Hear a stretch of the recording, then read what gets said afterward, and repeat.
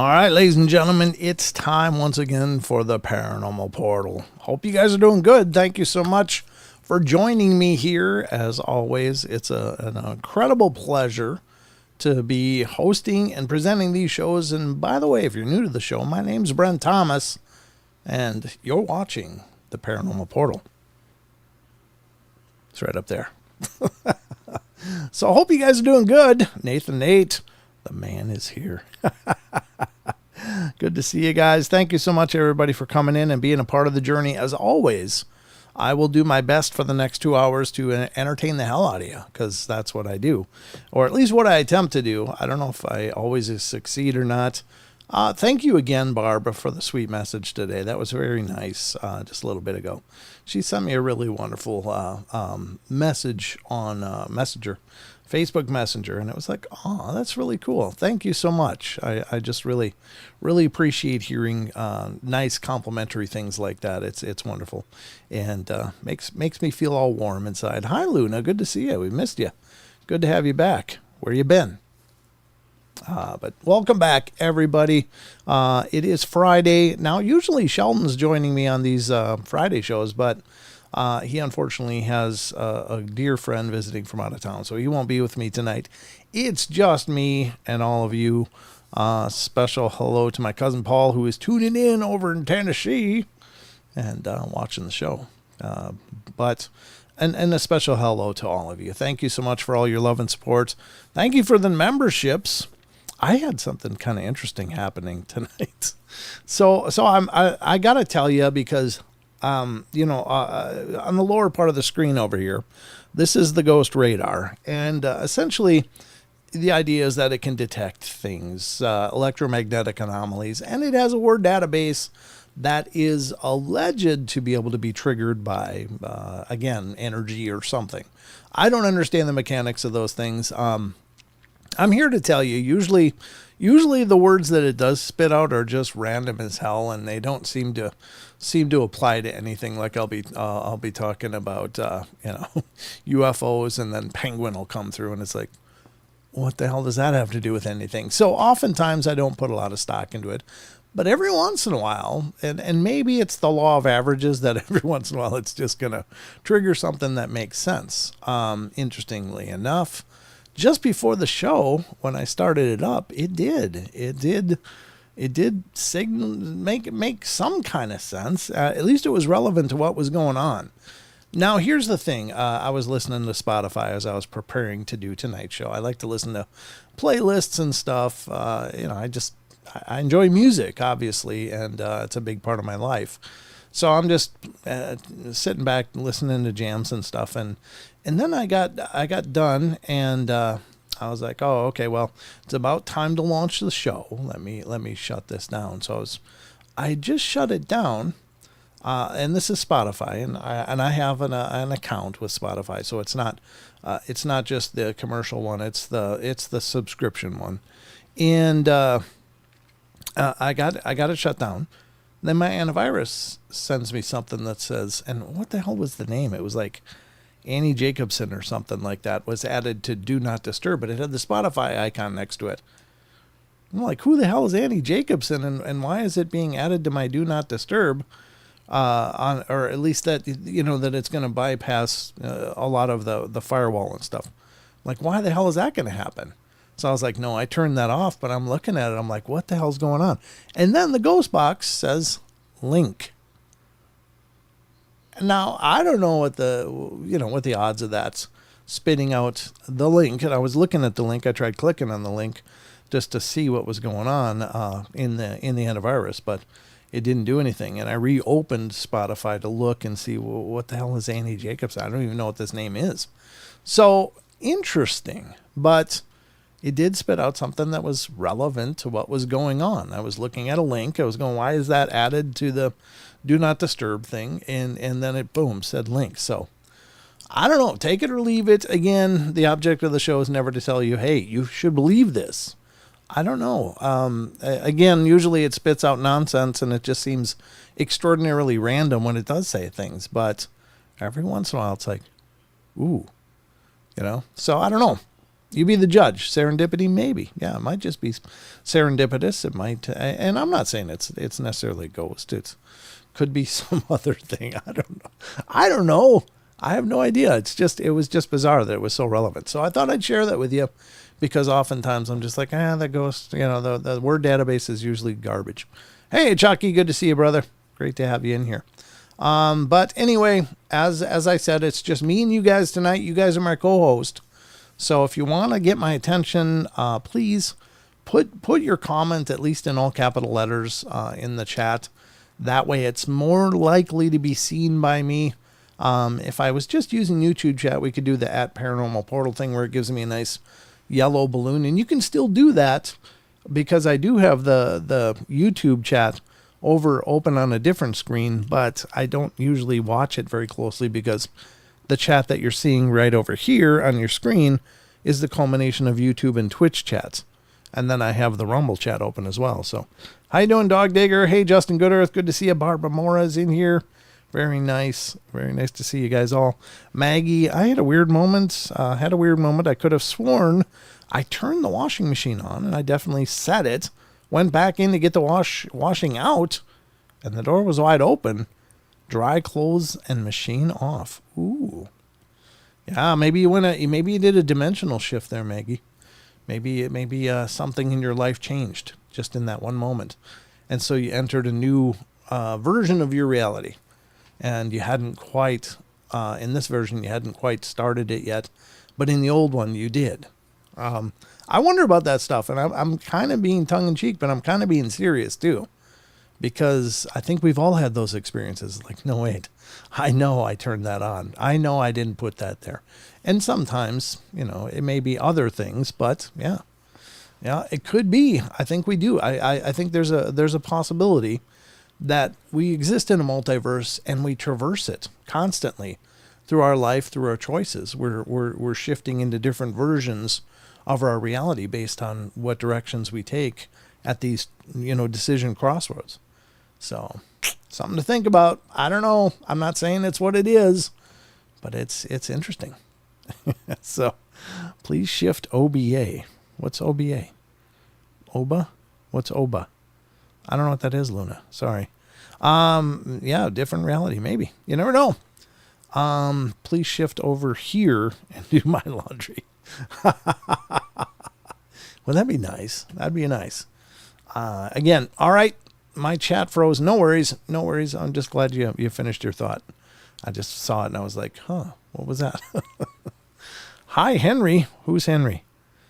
Is someone here named Henry? Henry Dong. Good to see you. Thanks for coming in. Henry Dong. Nice to meet you. Thank you for coming in and checking out the show. It's a pleasure to have you here, sir. And I hope you enjoy it. I like to have a lot of fun here. So anyway, that was the Ghost Radar. Again, I'm not trying to tell you that this is legitimate or illegitimate or anything, but it's curious that it actually spit out something relevant. So take it or leave it. All right. Shrek says we live in a reality where superheroes are just in comics and movies. Yeah, I think wouldn't it be cool to head to the reality where they're real, but not like the boys or Invincible, but like they're actually good people. So anyway, hey, Isaac, good to see you, man. Don't forget to like and subscribe. Absolutely. Great to see you all. Thank you, Aussie Tiger. Good to see you. Barbara Morris, all over the place. I know we got Lucky Gypsy over on Twitch. And hello to Twitch, if any of you are watching over there. We are streaming on 3 platforms. Generally, we had our streaming genesis in YouTube, and I love YouTube, and it's worked out pretty well for us. The show's not exploding anywhere, but we definitely have a growing family and an audience, and so I appreciate that. But we are also streaming on Twitch, which I'm trying out and have been for the last few months. Not a lot's going on over there, but some people have jumped on. So it's really exciting to see if we can make things happen there as well. But we're also streaming on Rumble. And so those are the 3 platforms we're covering currently with these live streams. So wherever you're watching, thank you so much for being a part of the journey, because, this is my life's calling. You are helping me realize my dream. And that's important. Sinfully Wicked's here. Good to see you. Rachel gets it right here. As always, wonderful to see you. Wizard Moon. Great to see everybody. Thank you, guys. And I'm just saying a few hellos here. If I missed your name, I'm sorry. Kitty Cattywack's in here. I'm just scrolling up quick. And I said Luna already. Karen Alberding, how you doing? And again, Henry Dong, nice to meet you. Glad you came in. Hope you like it enough to stick around. Make it a regular stop for yourself. We do these live streams every Wednesday, Friday, Saturday on all these streaming platforms. I mean, maybe not every, but usually I do need some days off in my life. In fact, next weekend, there won't be streams Friday and Saturday because I'm going to Pocatello, Idaho to do the conference down there, the Bigfoot Rendezvous. And let me see if I can pull up. Oh, Nate coming in with some monetary love. Thank you, brother. I appreciate it a bunch. I'm trying to keep up with it. I feel like Norman Cheers. Yeah. How's it going, Norm? It's a dog-eat-dog world, and I got milk bone underwear. That's one of the greatest lines from Cheers. All right. I love that show. That was a great show. What the hell was I doing? Oh, I was gonna pull up this. Hold on. Let me see if I can get it. Here we go. This is where I'm going to be next weekend, folks. And if you can be there, it'd be great to meet you. I'm just going to have a table there. I'm not like a featured presenter or guest or anything, but I'm going to be one of the people showing up and being a part of the event as much as I can. And this is the event. It is the 2024 Bigfoot Rendezvous. It's happening in Pocatello, Idaho. I've never been to this one before, but it's going to be a lot of fun. I'm looking forward to it. Of course, Michael Freeman's going to be there. Dr. Jeff Meldrum will be there talking about Bigfoots and stuff. Nico Spatafora, Mark Marcel, David Ellis, and Squatch America. And the Paranormal Portal is going to be there because I'm going to be there. Hopefully, I can meet some of you guys. If you're in the neighborhood, please stop by. Again, it's the 26th and 27th.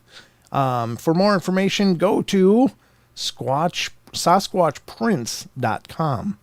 or call 208-251-2005. So that's where you can find out more information. Well, thank you, Sinfully Wicked. Oh, no portal next weekend. May as well go. Well, I'll tell you what, Eric, if you've checked out all 1,600 episodes on YouTube of the Paranormal Portal that have been happening since 2017, if you've seen all of them, then I'm sorry that I'm not going to be here. But if you haven't and you need a portal fix, there should be a lot of material for you to draw from there. There's a lot going on in our YouTube on-demand videos. So definitely check them out. If you haven't already, that's something you can do just to get your fix until I come back and we can do it in person. So that is the plan. So next weekend, no Friday, Saturday show. I'm going to go into this conference. I'm really looking forward to it. It's going to be a good time. So, as always, we're going to be getting into the news really quickly here. And after that, I'm going to go through an article dealing with a pretty famous UFO abduction case. And we're going to review that. That's from howsandwhys.com. And again, that's Vicky Verma. That Vicky Verma is just a machine. Has been doing howsandwhys.com for years and doing a hell of a job. And as far as I know, I think he's the only contributing author there, but an incredibly hardworking person. And so, got to check it out. I have a PP medal for most dedicated fan.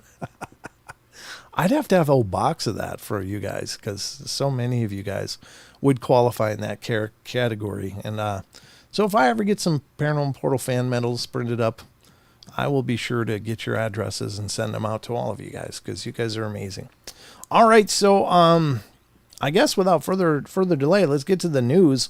Find out just what I've pulled up for your benefit tonight here on the show. Are you ready to get informed? Are you ready to find out all of the information you may have been missing? Well, buckle up, folks, because we're going in. It's time for the news.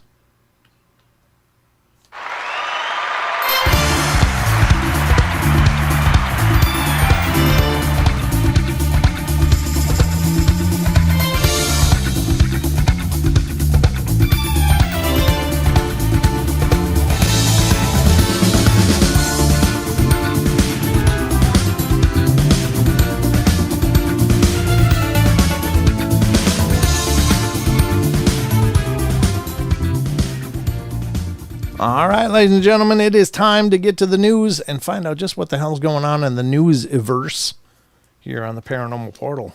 First, I'm going to have a drink.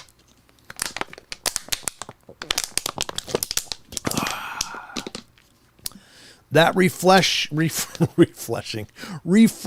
plastic bottles full of liquid love.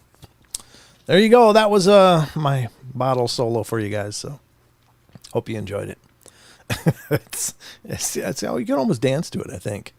All right, so let's get to the news, ladies and gentlemen. Again, throughout the course of the Paranormal Portal, we utilize a lot of different sites here on the show, and I just want to encourage you guys, please support these sites. Please visit them. Please go check them out.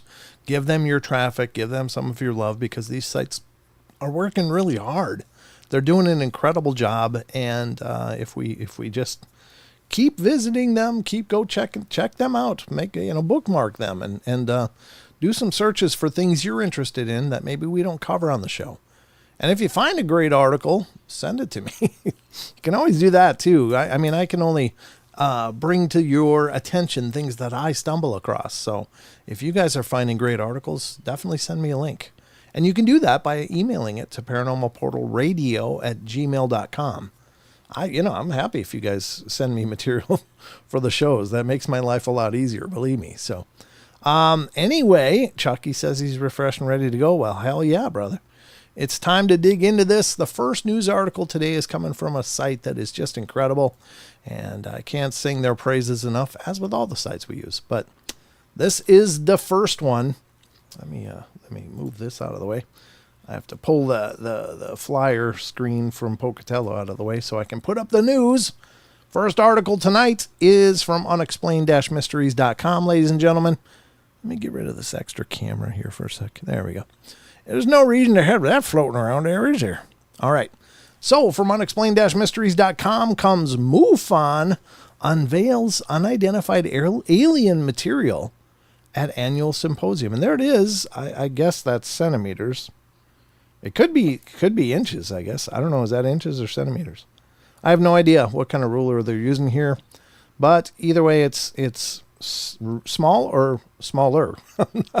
I'm not sure, but it looks like about an inch tall piece of material. Maybe it's 3/4 of an inch tall, if that's inches or whatever. Anyway, it's a small chunk of material. I don't know where they came from it, but let's find out what the article says. The Mutual UFO Network showed off mysterious material that was thought to be from an alien spacecraft. That's crazy that stuff would just break off, How'd that happen? At the group's annual symposium in Irving, Texas earlier this month, Ron James and Bob Spearing offered a presentation concerning unknown material with peculiar properties. Small fragments of the material, which is said to be anomalously light to the point that its weight is insufficient to even bend a flower petal, were actually shown at the event for the first time. According to MUFON, the material had undergone concerted testing using NASA-grade technology and was found to be around 90% unidentifiable. What? That's a lot unidentifiable. That's like mostly unidentifiable. That's pretty crazy. Usually you get these alloys that are, primarily similar elements as we have here, but then there's maybe an unknown percentage of other stuff, but this is apparently 90% unidentifiable. That's interesting. It is a very, very light material, said Spearing. It almost looks porous, like it has pores. That's usually what porous means, which is good, I guess. It has a tinge of gold in it, but is basically a black material. Seems to be some sort of composite. It's so light that it won't even bend a flower. The origins of the material are bizarre, to say the least. According to MUFON, an individual in Russia named Arkady had obtained the samples from a non-human entity who claimed that they were pieces of a crashed UFO. Well, that was nice of him. Tests conducted at the group's Missouri lab failed to find a match with any known metal. Well, that means either A, it's not a metal, or B, a metal alloy that isn't recognized or something in the periodic table, said Spearing.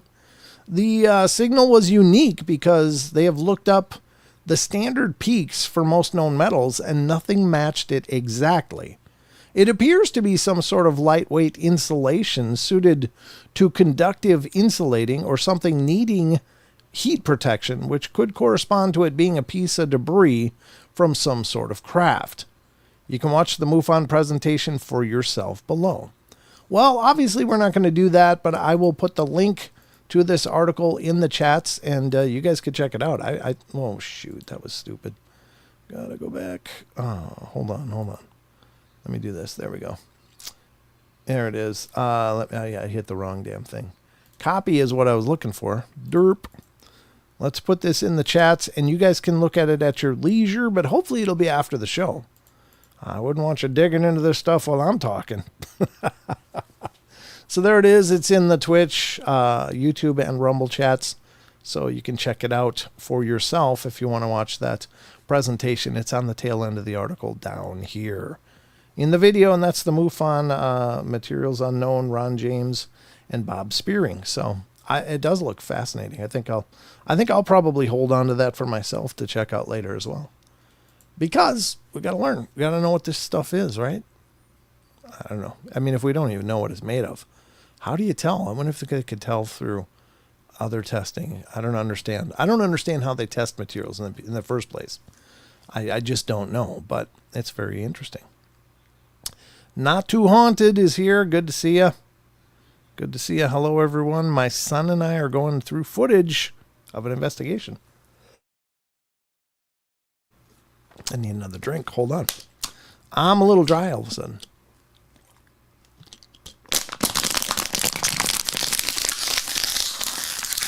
Oh, you know what's fun? Watch this. We ever try this? Watch this. Okay. Bottle. Cap. The minion and I do this all the time. Then you twist the bottle. Okay. You got to twist it hard. This is science on the portal here tonight. I'm not sure exactly what's going on, but you got to get it really, really pressurized, okay? Now check this out. This gets good. So here's a water bottle. It's all twisted up. I've got basically 2 chambers here. I don't know why I haven't thought of showing you guys this before. But anyway, I'm an idiot with a microphone, so you get it. Now, it's all loaded up. This thing is like super pressurized on top, right? Check this out. This is going to get good. Hold your ears. Careful.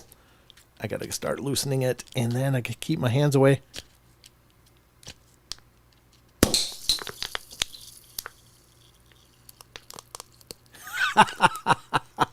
Did you see that? It like atomizes the water in there. It's pretty crazy. You might not have ever known of that before, but anyway, congratulations, Not To. They're at almost 300 subs. Good. Good. So there you go. That's a little fun. What do you do with your empty bottles? Have fun with the whole family, folks. It's like an indoor firework. There you go. I don't know how we ever came upon that. I guess it is science, right? It's the science here on the news. So there you go. You're welcome. Do you hear it kind of sizzle too? It's like, I don't know if that water like superheats when it just loses that power or whatever. Anyway, very cool. You might not have seen that before, but now you've seen it. And that's a Paranormal Portal first. My neighbors might worry about me again. Don't worry about it. You know, unless you're in an HOA, then I guess you got to worry about your neighbors. Tell them to mind their own business. No, just kidding. All right, let's go to the next article. Now that we had a little news. Yeah, I'm a witch. Boy, she turned me into a newt. Well, I got better. Monty Python. Come on, that's a classic. All right, let's go to the next news article here, folks, because there's always more here on the portal. In fact, I got 4 total to go through, and we just went through 1. Now we're going to go through number 2 here on the show. And this one is also from unexplained-mysteries.com. And this one is major worldwide IT outage. Exactly what happened and why. Yeah, did you hear about it, ladies and gentlemen? Apparently Windows Update did it again. Thank you, Microsoft. She turned me into a newt. Well, Microsoft turned us into a Stone Age culture almost today, so that was good. I don't know what the hell happened. I guess they had something going wrong. Some update was screwed up by a third party or whatever. I don't know. But anyway, yeah, it made the news here as well. Apparently, it really screwed up air traffic, and I don't know. I don't know why they're using Windows machines for high level stuff. Because Jesus, I mean, if the one thing about Windows is it's never been really famous for its trustworthiness, for its rigid, solid execution of stuff. So, science used to be about exploration and discovery. Now it's just a way to make excuses or cover up actual reality. Well. Certainly, the hubris of science would cover up a lot of things that that may overwrite their presuppositions. But true science, I think, is just fine. It's just the hubris of science is where things get all goofy. So anyway, what happened today? Well, let's find out, ladies and gentlemen. This is from today, and maybe even overnight. I don't know when it started. But let's get to this. Cybersecurity expert Alan Woodward explains just how something like this can happen and how it can be avoided. Yeah, I think we all could use that. This is a lot of article, but I might read through all of this just because it was such a classic screw up. I think there are two things. First, Microsoft seems to have had a problem with its Azure cloud computing platform. It's a bit unclear, but there was a degree of degradation in that service starting in the evening of the 18th of July. However, it didn't fail altogether. Good job. Not a complete failure. Woo, let's celebrate the little things. But by far the biggest problem seems to be an update that appears to have been done in the late evening on July 18th for the IT security company CrowdStrike's Falcon product, a computer threat checker. Falcon works by having some agent software deeply embedded in the operating system of every PC. Well, that's not disconcerting at all. Which monitors that computer and calls home if there's a problem. I'm sure that's being used absolutely completely like they say. Maybe not. I'm on a Windows machine, so I shouldn't dig too deep in my own grave here. It says it also receives updates on what to look out for if there's a threat. It's used by a lot of large organizations throughout the world, which have a huge number of PCs to police. I'm sure CrowdStrike are urgently investigating what happened. This piece of software is designed to protect people from ransomware attacks and the like.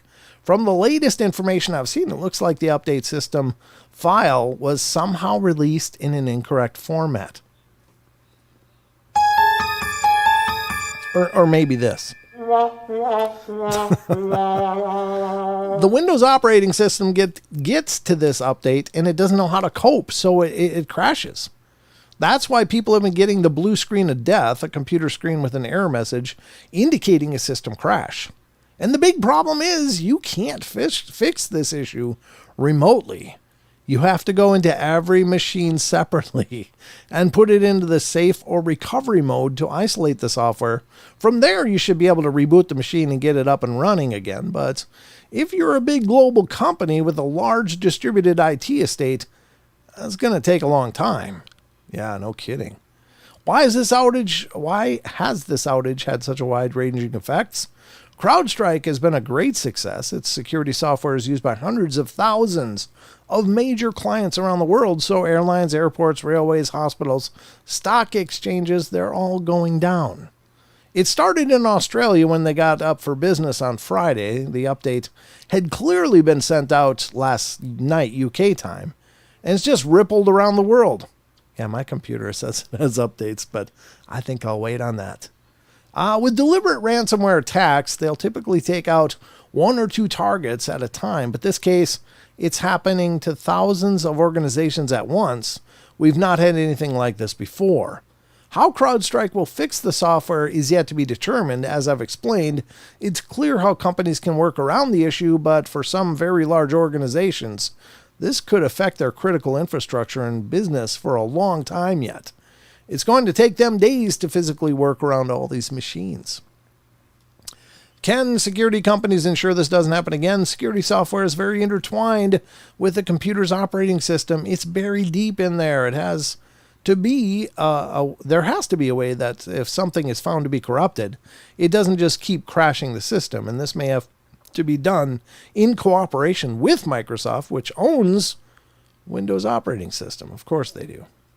There's got to be some way of backing out of it, and there is. However, most people trying to log onto their blanked PCs don't know how to put their PCs into safe mode and revert to a previous state. At the moment, it looks like it's one corrupted file that's producing a global problem. Computers downloads updates all the time, so how Microsoft prevents that from happening with this update, I don't know. It's not immediately obvious, and the million-dollar question is, how did this corrupted file get released in the first place? How long before this problem is fully resolved? It's certainly going to take days, if not weeks. It's like these hospitals in London that got attacked with ransomware. They're still suffering, and there's a very long tail on these things. And in this case, it's not just a long tail, but a very broad swath of global organizations in transport, health, and everywhere else. I don't think we've seen anything like this before. So Alan Woodward's a professor of Department of Computer Science at the University of Surrey. It's republished from The Conversation under Creative Commons license. Very cool. Very good article, I guess. It kind of puts it all in a nutshell there. That's what happened, folks. Cloudflare, CloudStrike, whatever the hell it is. Yeah, I guess that and Windows together just had a hell of a time. So again, maybe don't use Windows. I don't know. I'm just going out on a limb here. I remember, what was it? Was it Windows? What the hell was it? XP when they were doing when he was first releasing XP, and maybe it wasn't. Maybe it was 98, Windows 98 or something. Bill Gates was doing this big presentation to the world at this tech conference and stuff. Oh, we got this new one, and he got to the point where it was, let's take a look. And they turned it on, and it was the blue screen of death. It was like it happened to Bill Gates when he was trying to brag about it to the world. But anyway, that wasn't his more shinier moment. But yeah, I guess, it is what it is. So anyway, interesting story. Hope it didn't affect all of you that much. I didn't really notice much here. I think some things have been dog-eared on the web, but that could just be any number of things. I don't know. There we go. Hey, Bob Smith. Good to see you. All right. Thanks for that. Yeah, it's always good to know. Okay. I'm not being cheeky. I'm just, I just was trying to read what you said. BLB Jake is here? Get out of here. Really? Good to see you, Jake. Thanks for coming in. So that was the second article tonight on the news. I hope you guys found that interesting. And I'm sure many of you are probably at least a little familiar with that. So I don't know if I'm teaching you guys much on that tonight. But don't worry, we got more. This is from the world of the bizarre. And you just got to be careful what you're reading. We might just stop with this article because I might save the next one for tomorrow night just because Saturdays are usually hard for me to find news. All right, here we go. This one is the last story tonight, I think, here in the news. So let's dive into this one, folks, because this one is also from unexplained-mysteries.com. Hi, Jules. Hey, Justin Sane. My Methods Treatment Center computers were down today. Oh, wow. Ah, weird. Okay. Oh, okay. Gotcha. That's pretty crazy. I guess it's a busy, busy place. All right, so this is the last one tonight, folks. And this is World of the Bizarre. So this is kind of bizarre stuff. But anyway, here you go. Ghost pepper chips send 14 Japanese students to the hospital.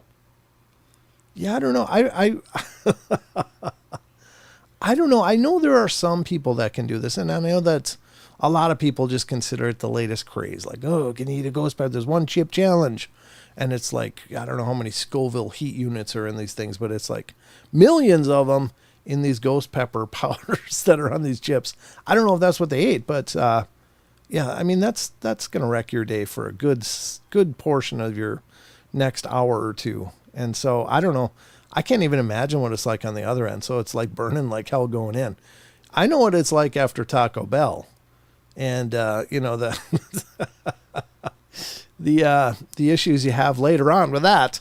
I can't imagine dealing with ghost pepper stuff. So let's see what this says. The bag of chips turned out to be so spicy that more than a dozen students became unwell after eating them. Yeah, that's not something you jump right into. I just, you take a nibble and see how it goes. And if that sucks, just stop. You don't eat the whole damn chip. Spicy food is everywhere these days, and in some parts of the world, there are even contests held to see who can consume the most amount of super hot peppers in the fastest amount of time. Perhaps the most infamous pepper of all is the ghost pepper, which is so incredibly hot that it even comes with its own health warning. Unfortunately for a group of students in Rokugo, Koka High School, in Tokyo's Ata Ward recently, nobody had taken these warnings particularly seriously. Really? Where have they been? As soon as the students tucked into a bag of ghost pepper infused chips, they started to experience a range of symptoms, ranging from nausea to severe stomach and mouth pain. Yeah, like blisters, probably. Those things are insane. 14 of them had to go to the school's medical room, and some of them actually collapsing and rolling about on the floor due to the extreme pain of eating the spicy snack. They ultimately ended up in the hospital, but were fortunately able to return home the same day. The chips themselves, which are described as 18 plus curry chips, come with a warning imploring people with high blood pressure or a weak stomach not to eat them. It also warns that eating too many can cause a range of health problems. Suffice to say, they are definitely more of a novelty food item than a dietary staple. Yeah, this isn't your normal Doritos. Jesus. Okay. Well, there you go. You might not have known that before now, but apparently it's not just one chip anymore. They're selling a whole bag of this crap. So, if you're willing to walk that road, good luck to you. I don't know. I mean, I already know that anything north of jalapeno is just out of my range. I can handle like sriracha, jalapeno spice, and that's about it. But there's no way in hell, that I'd be chewing on a ghost pepper chip. There's just no way. Hell no. I do enjoy food, but I don't like to, close up my eating with a hospital visit. That's horrible. So there you go. Don't eat the ghost pepper chips, I guess, is the takeaway here. But do as you will. Some of you guys, I'm sure, could do it. I don't understand it. I don't like to be miserable as I'm chewing on something. It's like, yeah, I could do it. It's like, I'll just tell you right now, I can't do it. I'm okay with that. I'm secure in my own limits. That's fine. But there you have it, folks. That's the last story tonight. Hope you found some merit in all of this news stuff. It's ghosts, but then below is it's ghosts, but then below that is the Carolina Reaper. Yeah. I think you eat it, it's a ghost, but when you get rid of it, it's a demon. I think those things turn into demons somewhere in your digestive tract, and then the next thing you know, you're pooping magma. So, good luck with all that. I don't know. Some people dig that. More power to them. I guess if you can do it, that's something. I just don't want to be known as the ghost pepper guy. I'd rather be known for the Paranormal Portal. So, all right, let's get back to the rest of the show. This has been the news. Hopefully, you're leaving here learning something that you didn't know before.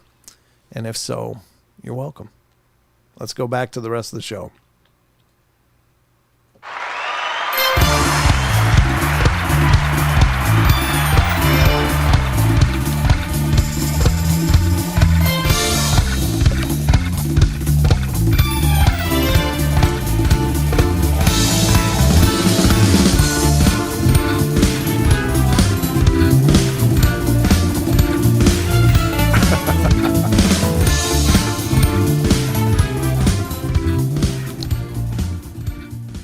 I don't know why anybody would just go for that level of pain, that level of discomfort.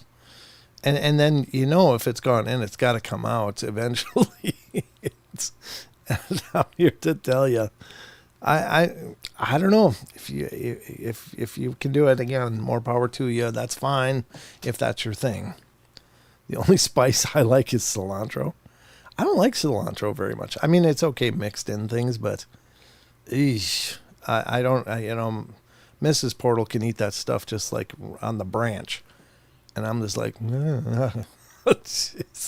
I think it's hard. She'll make these spring rolls just loaded with cilantro. It's like, I don't know. It's not my thing. But then again, I got a very Midwestern palate. So I don't know if they didn't have cilantro in the Midwest or what. But I didn't eat a lot of it apparently because I don't like it much. But it does add a good flavor with things. But then again, I'm a culinary idiot anyway. So I don't have a refined palate. So maybe that's my problem. Cilantro does not taste good at all to me. Okay, well then it's not just me. Okay, Karen, we're in this together. All right, it actually detoxifies heavy metals. I should probably eat a lot more of it then. Or they come up with a different version that doesn't suck. I don't know. Or a recipe that doesn't make it suck. I don't know if it works as well if it's in recipes or not, but that's the only way I like it. I want an invite to the Chili Worlds this year for my Chili Verde. Wow. But it's in Myrtle Beach, so I'm not going. Oh, I don't know is Myrtle Beach a mess? I don't know what's going on there, but it tastes like soap. If it tastes like soap, it means you're heavy metal saturated. Well, maybe that's why I think it sucks. Maybe I might be a freaking lead block here. I don't know. Cilantro taste is genetic. Oh, okay. I don't know enough about it. Coriander. Well, I don't mind coriander. Brent Thomas says, walk that road. Actually, it's more like sitting on the throne with a ring of endless fire and cortisone cream. Yeah, you're probably right, Renee. I don't know. Again, I just wouldn't go the hot chip challenge. Nope. You guys, call me a wimp. That's cool. I'm just not going to suffer for it. All right. Justin Sane says, I make a prison meal, which is a chili ramen noodle mixed with nacho Doritos topped with queso salsa, crushed red peppers, and jalapeno. Well, that kind of sounds good, actually. I think that's within my heat range right there. Again, coriander is cilantro, I think. Is it? I don't know. I don't know. We got jars and jars of dried spices, and I know some of them say coriander, and a few of them are dried cilantro, but avocado cilantro. Okay. Well, there you go. I don't know. I'm not a big fan of it, but now we're going to dive into another article, ladies and gentlemen. It's turned into the Food Network in here. All right, let's get into the other article. Oh, Annie, good luck with that. Let us know how that goes. It's an article that I was telling you about before, and this is from howsandwise.com, and this is this one has to do, this is from 4 years ago on howandwise.com, and I'll bring it up on screen right now so you can see it. Oops, it's not that time yet. This one is British policeman Alan Godfrey alien abduction is most convincing UFO encounter. So, again, this one's been around for a long time. I've heard of this through the years several times. And apparently it's pretty well documented and researched. And the guy is apparently pretty trustworthy. Again, I don't have any insider information on this, but I know this one's been around for a long time, and it continues to be on the top of the list of some pretty incredible potentially alien contact. So this is, again, from howandwise.com, written by Vicky Verma 4 years ago. So it was last updated April 4th of 2023. So just last year, about a year and a couple months ago. So, all right, let's dig into this. And it says, during the last months of 1980, the British police observed several UFO sightings on the east coast of England. Young policeman Alan Godfrey's case became the UK's most famous UFO encounter that attracted investigators around the world. The story took place on the evening of November 28, 1980, when Alan Godfrey was patrolling the outskirts of Todmorden, West Yorkshire, England. I think we covered this one not too long ago as well, so I pulled it up again, but we'll dive into it again. It was a rainy night, and Godfrey was driving his car along Burnley Road, looking for a herd of cows that had gone missing, and moreover, Godfrey wondered how the cows managed to disappear without leaving any traces. Cows, UFOs, come on, we know what's going on here. There's a whole fresh batch of anal donuts on that craft. Anyway, there was no sign of any cow. At 5 a.m., he decided to go into Todmorden Town Center before ending his shift. He saw another policeman going on foot and offered him a lift, but the man turned down his offer, and Godfrey wanted to have him as a witness of what happened that night. While he was heading towards the police station at the end of his shift, he encountered something very strange that changed his life. At first, Godfrey thought that a bus was approaching him, carrying workers from the city to the surrounding villages, but when he came closer to the object, it was nothing like a bus. It was completely blocking the main road, a huge metal object hanging in the air about 5 feet off the ground. It was a diamond shaped, about 20 feet wide and 14 feet high, and what appeared to be a dark paneling across the upper top third. My headlights were shining off the side, and if I'd gotten out of the car and thrown a brick at it, it would have gone bang. So he was very close. Godfrey stopped his car and took a chance to get near the object. He threw a brick on it so that it could bang. He described that the bottom of the UFO was spinning in an anti-clockwise motion, kicking up dirt and leaves under it. So there's a depiction of what he saw. That's looks like a little top, doesn't it? Anyway, he tried to radio the control room, but it turned out that the signals were jammed. The policeman took a sketch pad and pencil to draw the scene as evidence, but at that moment, a bright light flashed and blinded him for a moment. The next thing Godfrey remembered was driving his car along Burnley Road, and the UFO was gone. Besides, his sketch pad where he had drawn the UFO had also disappeared. Oh, they took the evidence, bastards.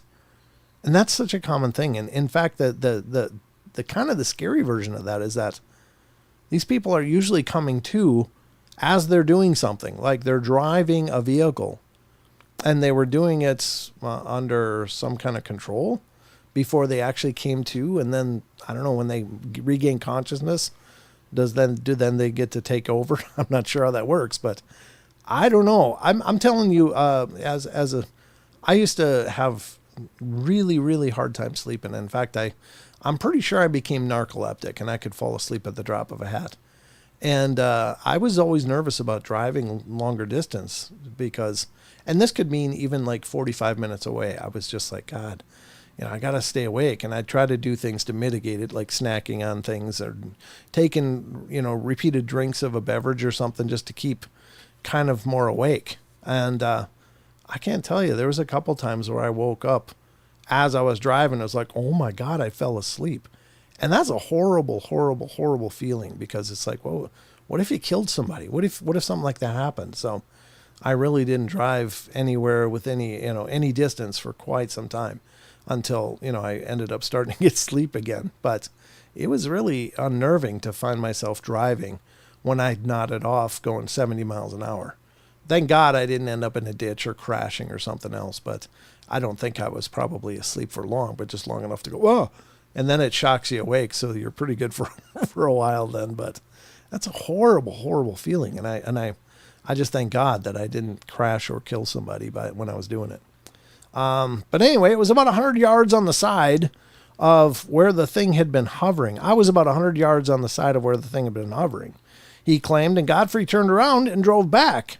And he noticed that the area above which the UFO had been hovering was completely dry. The road surface beneath it was bone dry. Everything else was glistening from the earlier downpour.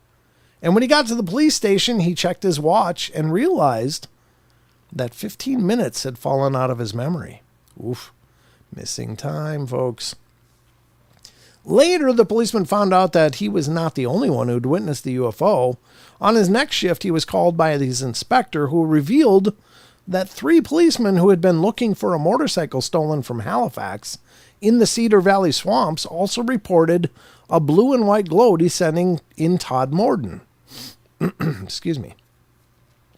In 2014, bus driver named Bob Costas also shared a similar story. He was there at the same place where Godfrey witnessed the UFO at 4:55 a.m. At first, the policeman doubted whether he should file an official report on what had happened, and the other policeman in the station even joked about his encounter, calling him Captain Kirk. Oh, that's freaking nice. Way to make him comfortable. Jeez. As he reported the incident, the other police officer shared the information with the local newspaper, and it grabbed the attention of former director of the British UFO Research Association named Jerry Randalls. And upon the investigation, Randalls found out that there were scratches on Godfrey's boots, as if the unconscious policeman was being dragged somewhere. But he could not remember anything. Blurred memories signed of an alien abduction. And then he encouraged to undertake several hypnotic regression sessions conducted by two professors from Manchester. Godfrey said that as soon as the lights came on, the police radio cracked with static. Electricity in the car engine stalled. Then the radiance became dazzling and he passed out. Yeah, that's rough. Oh, he wrote a book. Yeah, I think we talked about this before. Who or What Were They? By Alan Godfrey. It'd be great to read that book. I'm sure that's fascinating. Upon regaining consciousness, he found himself in the spaceship where he met a strange biblical man. He said that along with a beaded, I don't know, I think it's bearded, not beaded. Maybe it's beaded, but I'm thinking he meant bearded. Along with the bearded man, there was a group of stunted creatures the size of children with huge heads. Sounds like the typical Greys.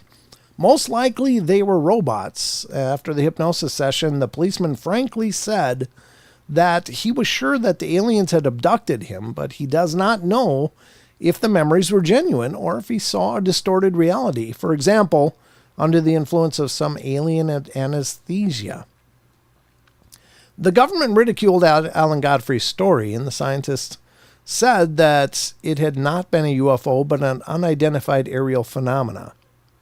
Seriously, it's all semantics.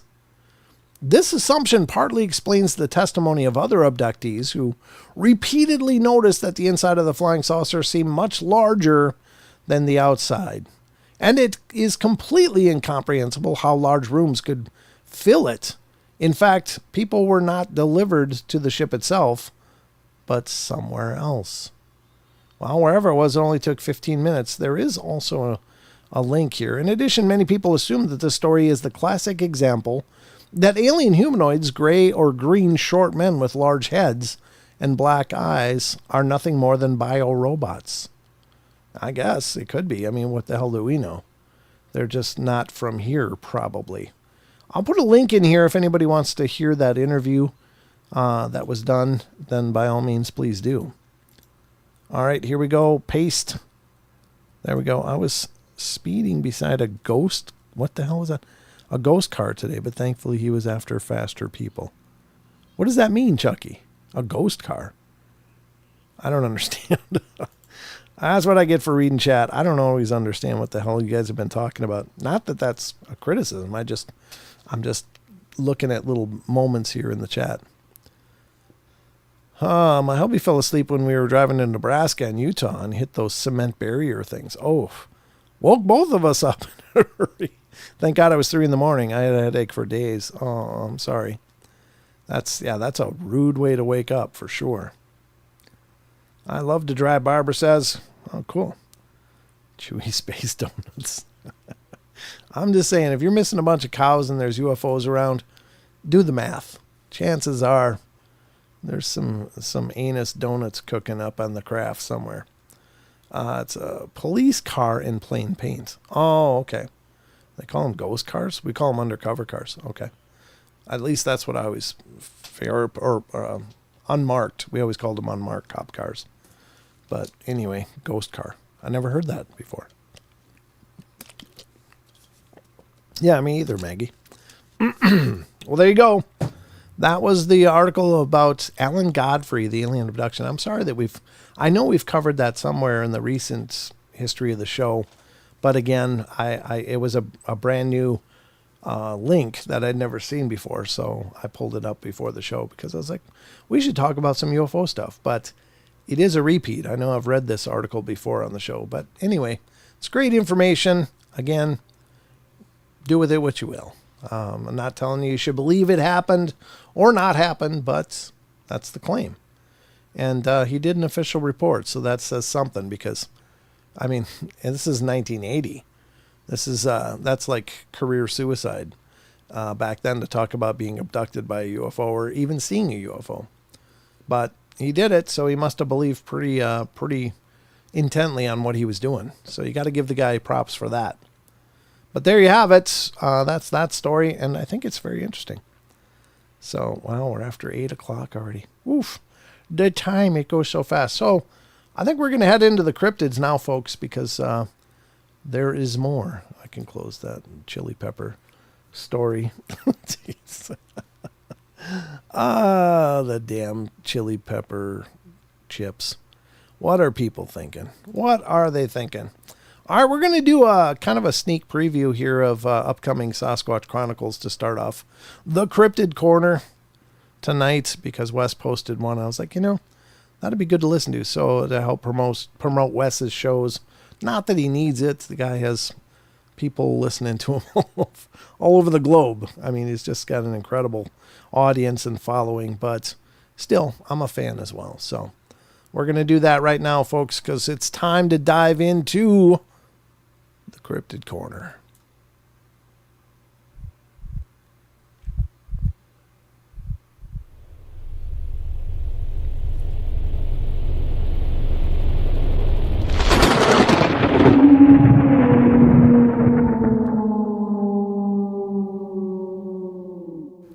All right, ladies and gentlemen, it's time for the Cryptid Corner here. And as I said, we're going to start with Sasquatch Chronicles. It's a sneak peek into Sasquatch Chronicles. And upcoming show that's going to be happening there. So we're going to listen to a clip of that now here on the live show. So, and this is upcoming show Face to Face with the Creature preview. And this is what the listener said. The listener has 3 encounters in Washoe County, Nevada. On the BFRO website are mine. I've had quite a few more that haven't been reported, including interaction with a pregnant female while I was fishing, followed by a visit from an alpha male. Oof. Jeez.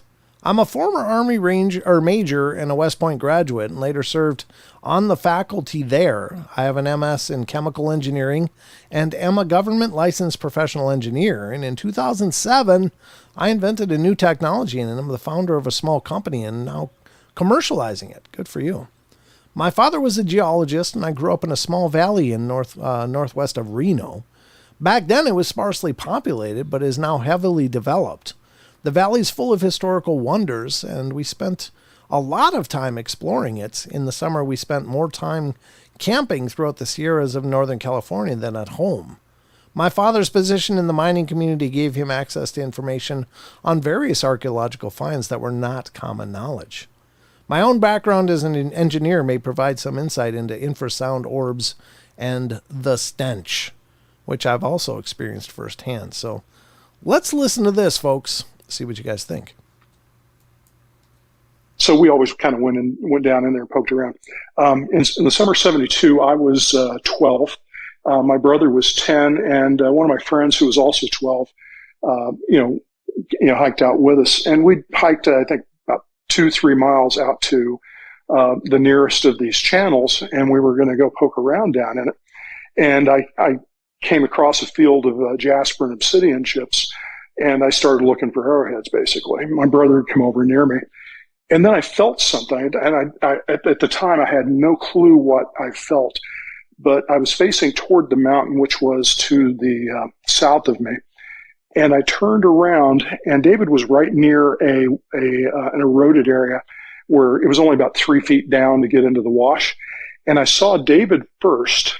And then I saw just past David, maybe 8 feet from him, was this huge black guy. And the guy had to be 8.5 feet tall. And so David is gaping at this guy. His jawbone is literally level with his collarbone. He's looking up at him. And, the guy had arms long enough. He could have just reached out and put his hand right on top of Dave's head. And David was frozen in place.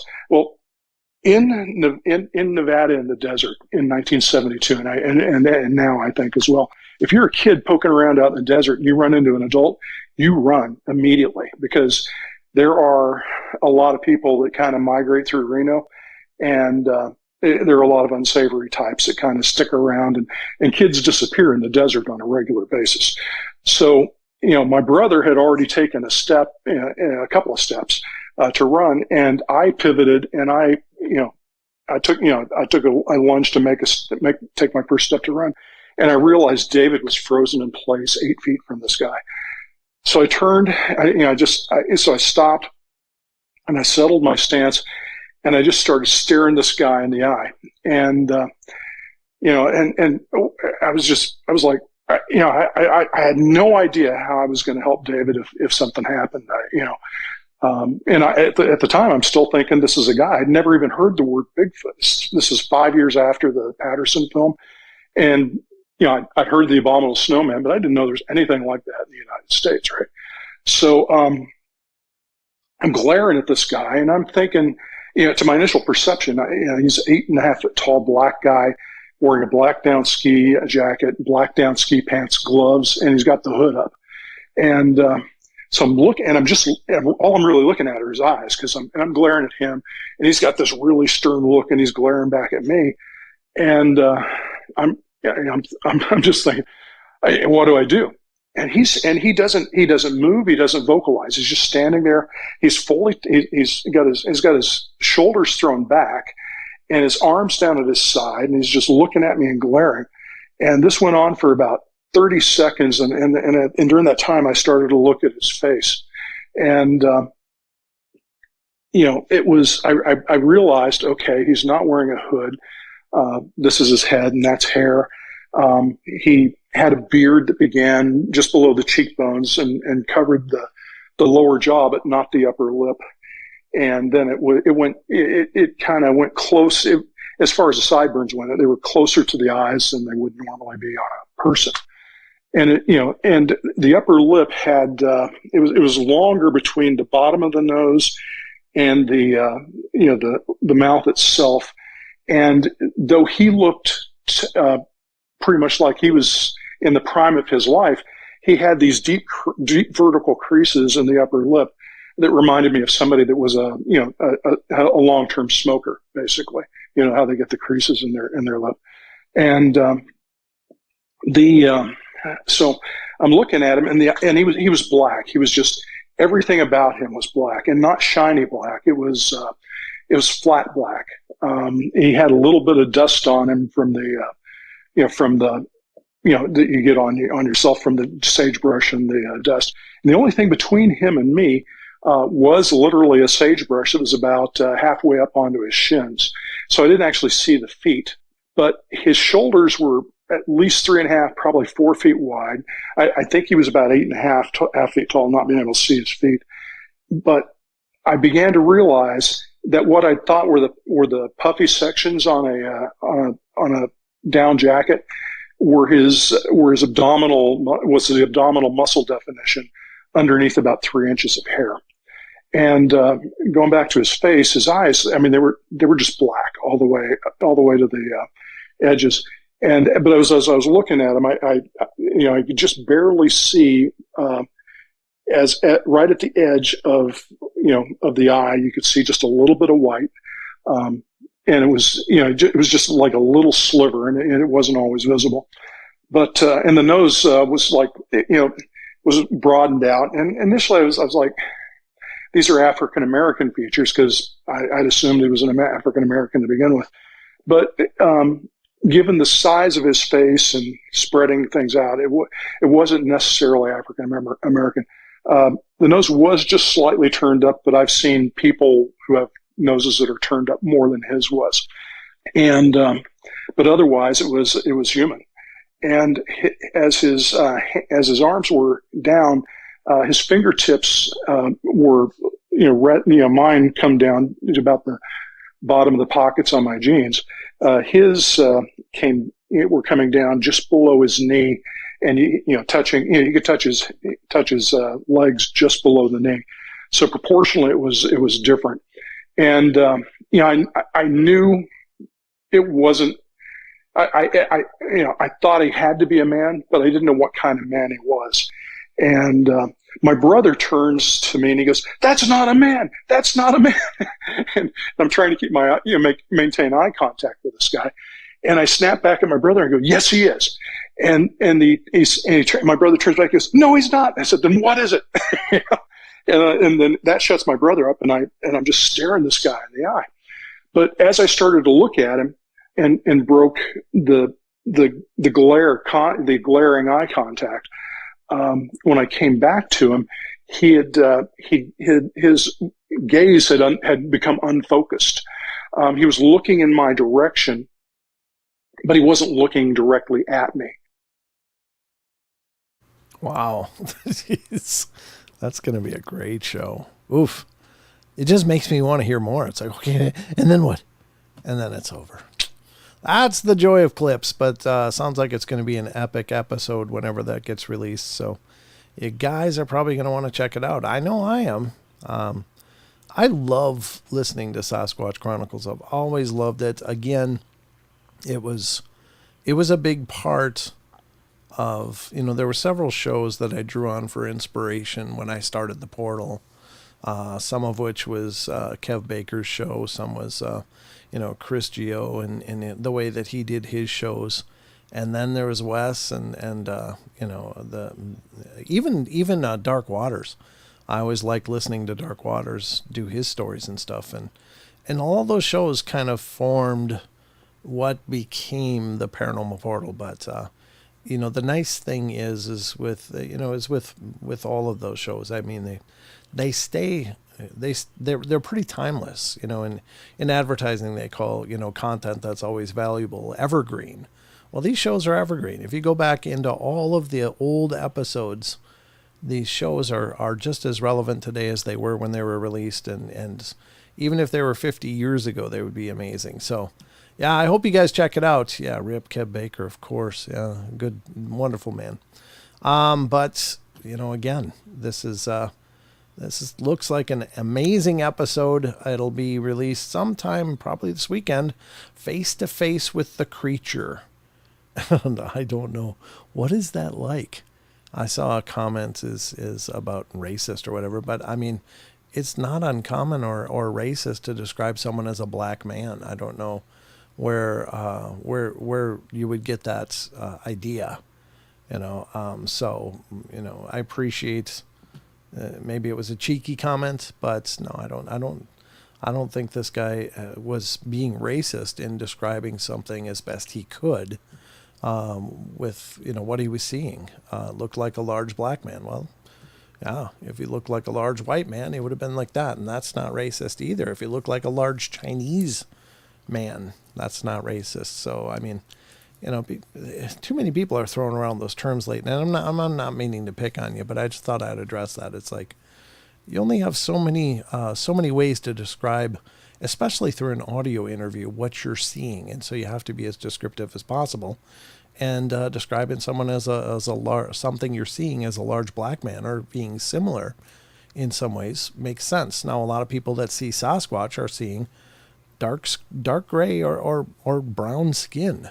They don't look Caucasian generally. They are looking like they are African American in a lot of sense with the skin tones.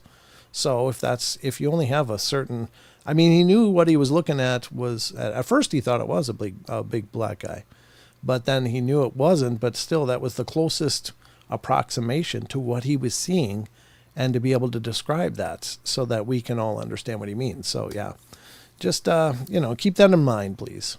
But interesting stuff all the same. It's going to be a great episode. I hope you guys check it out. Because I know I will. Absolutely. So we're going to move over to Phantoms and, oh, wait a minute, the Water Bottle Fund. God bless you, SoCal.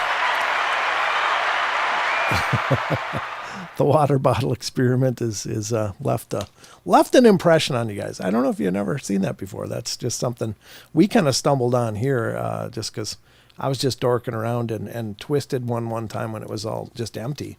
And we got that really hard bubble, and then we were like, hey, should we try opening it, see what happens? And we did. And then that steam and sizzling sound is like, ooh, that's pretty crazy. So I don't know, but I'm glad I'm glad. Thank you so much for that donation, though. That really is awesome. Appreciate it a bunch.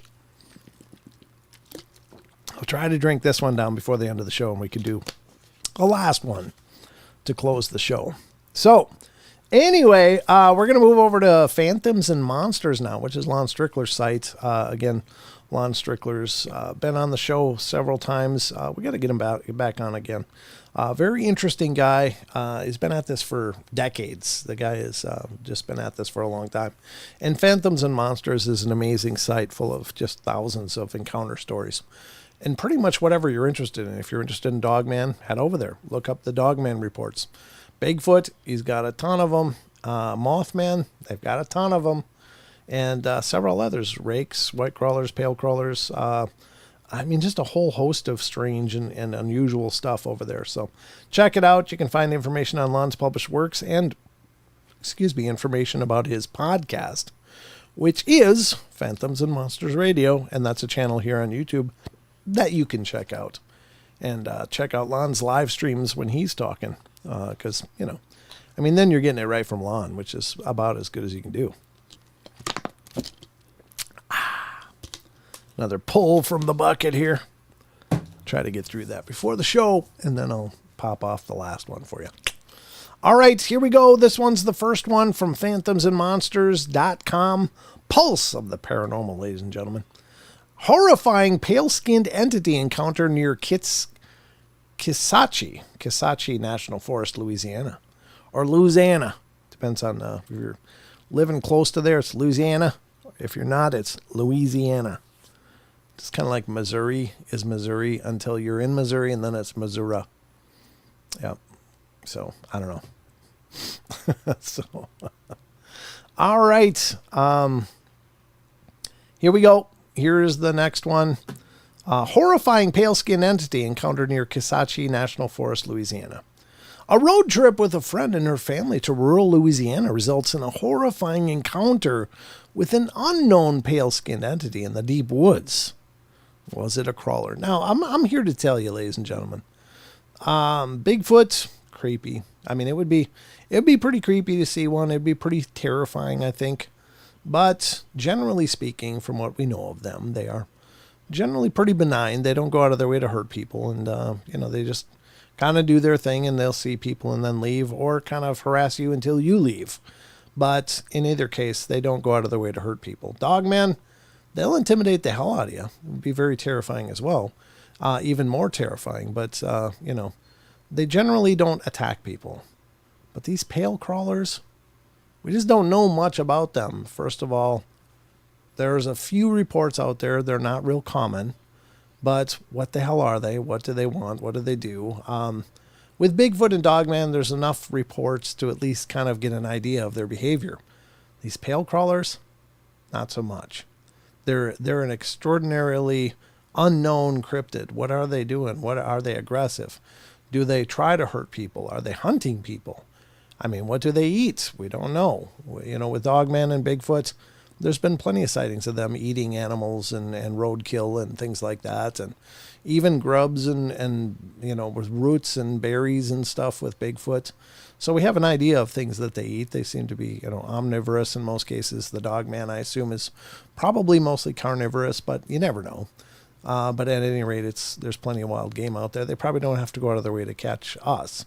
Not that we would put up much of a resistance, but I also think that both of those things are probably pretty intelligent. These pale crawlers, I don't know. But whatever the hell they are, they freak me out. I don't ever want to see one. Not even at a distance. I'm just fine with never seeing one. But anyway, it says, I received the following account. I decided to contact you after the recent Bigfoot encounter in Kisatchie National Forest, and it was reported in the news. I had an unexplained experience along with my friend in the same area 3 years ago. This was something I had a really hard time coming to grips with, what happened when I was 16 years old. I lived in the suburbs of Houston, Texas. It was a nice, bustling area, and I was always around people, whether in the apartment complex or was in or just I was in or it was going about my day. I was never truly alone. I had a good friend I still frequently talk to. Let's call her Sarah. Her grandmother lived in Louisiana, so I had never been one for long road trips, but I thought having a nice girls' weekend with her would be fun, and I'd bite the bullet and try to enjoy myself for this car ride with her parents. Well, me and her and with me and her in her old minivan. Her grandma wasn't the nicest, but she liked me well enough, I think. We were out in the middle of the woods, and she was extremely close to the Kisatchie National Forest. So the homes were spread far apart, and the woods were vast. The middle of nowhere. Her grandma had a thing for people being too close to her. So my friend and I were out in the woods playing and exploring these dense woods behind her property. And there was a nice creek, and the trees seemed to muffle the outside world. Birds were chirping, and we saw lots of wildlife, lizards, squirrels, chipmunks. The forest was crawling with life. It was amazing. We must have been out there for at least 2 hours because as the sun started setting, we started to get antsy to return. Now, her grandmother had a huge property. She enjoyed her space, and you must understand there were no houses or neighbors beside her. She basically spent a fortune on her space. So anyway, we started back and followed the winding creek back up to her house since it was vertical to her place. And there was a noise behind us, and it sounded like a dog or a wolf. I stopped, and my friend did too, and we listened. The noise continued. There's nothing more terrifying than absolute silence and actually hearing something behind you, following you. We were a ways away, but we were both frozen in fear.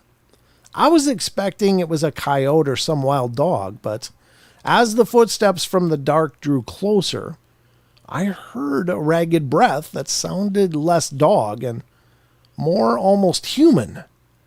It started off quiet, but it grew louder and almost ravenous as it got closer. See, that's where it just gets freaking creepy. I slowly turned around as my vision adjusted to the dark. Now, it sounded like something was dragging its legs through the leaves. And then it stopped. There was more silence. Nothing. No sounds, no panting, nothing. We were both petrified. We were scared now to move even an inch because whatever it was that was with us was so close. It would surely outrun and overtake us. Then we both heard the most bizarre sound in our lives. It was a deep, long moan.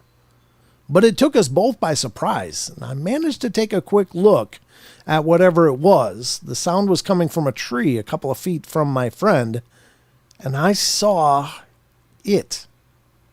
One hand was gripping the tree, and through the dusk, I could see paper pale skin and eyes. I'll never forget those eyes. They were wide, and the mouth was gaping like a dead fish. I didn't have time to analyze it, if it was a woman or a man, demon or whatever it was. I just wanted to get out of the woods. The sound stopped as I locked my eyes, and I felt my heart stop. My friend managed to tear herself out of the trance we were both in and grab my arm, and we booked it. We both started screaming and yelling to hopefully scare whatever was after us off. Neither of us heard any noises behind us since we were so pumped with adrenaline running and screaming. We didn't stop until we slammed the back door and locked it. Not 10 minutes after we got back, I demanded to go home. And my friend was just as shaken up since both of us refused to stay in that house. So we got a hotel at a nice nearby place, and I left the next day. I tried to be in a good mood for the rest of the time I was there, and honestly, it was a great trip other than that walk in the woods. Her grandmother actually died 2 weeks after we left. Being alone on a crazy big property like she was on, I was surprised a neighbor a couple miles away from her came to check on her. We're not sure how she died, but my friend and I have our suspicions, and still do. Yeesh. That's creepy. That's pretty creepy. I don't know. I don't know what you make of that, but do you think it could be the pale crawler that took her out? That's horrifying. But I can't imagine seeing something like that. That's horrible. Elaine says, the bone hoe got a bath. The bone hoe gets a bath, I get a shower, and the bathroom floor gets mopped. Well, there you go. It's the trifecta. Way to consolidate. That's pretty awesome. All right, let's continue on here. We're going to go to Phantoms and Monsters next for the next one. Fun fact, Mars rover broke a rock in its tire and revealed rare sulfur crystals, so Mars therefore smells like eggs. It smells like the bathroom at Taco Bell. Just kidding. I don't know that they have bad smells. I'm sure they keep them clean. Anyway, it's just a joke. All right, let's go to the next one. This is also Phantoms and Monsters.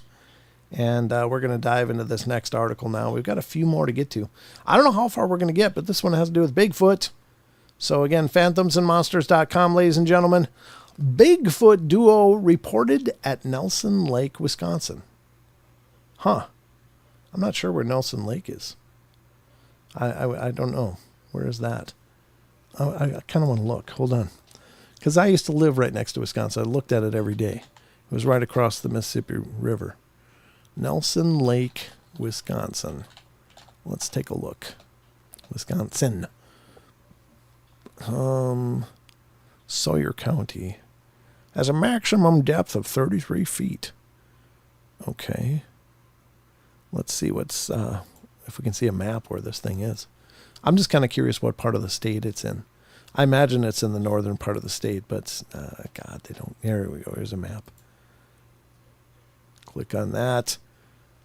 Wait for it to load. There it goes. Let's zoom out a lot. Oh, it's kind of a big lake actually, but it's got a big island in the middle of it.